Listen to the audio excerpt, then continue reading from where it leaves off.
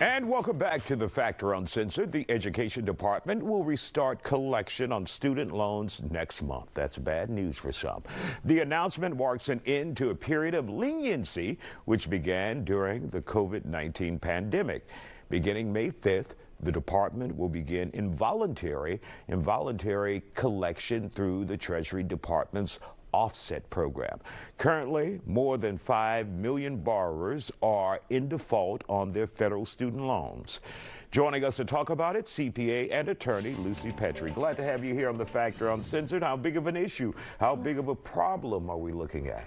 I saw a statistic that only 34% of the loans are actually in compliance.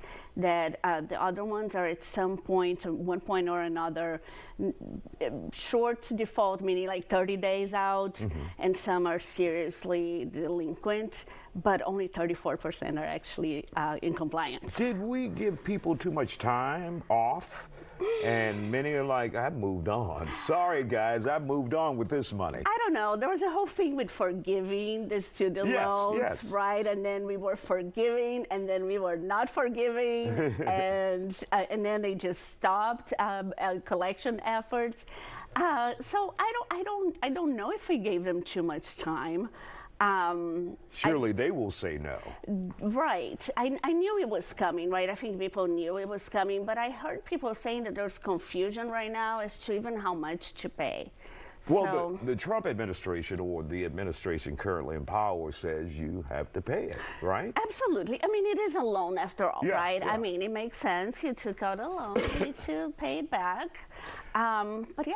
Okay, let's get to some of your bullet points and information you have for the viewers out there. Student loan collections to resume. Let's begin there. All right, so here's the problem with the collection process now. Well, first of all, and this has been the case for a long time now, they can take your tax refund. They will offset it and take the money. My concern is they can also go after your paycheck and your Social Security check.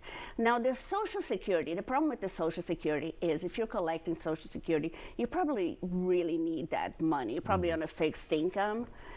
So we're talking about older students here, not holding until they get old and then retirement age and then take the money. Or it could be somebody on disability. Okay, got it. That could be a situation like that. So yeah, they can take your Social Security check. And the old tried and true, the one at the bottom. The garnishing of wages. So the IRS can garnish your wages, and it's a government loan, so they can go after the paycheck as well. And so will it be the IRS that will serve as a collector here? It is the Department of Treasury, so the IRS is the enforcer. So they are the ones that work on the offset program that gives rise. So here's what you do.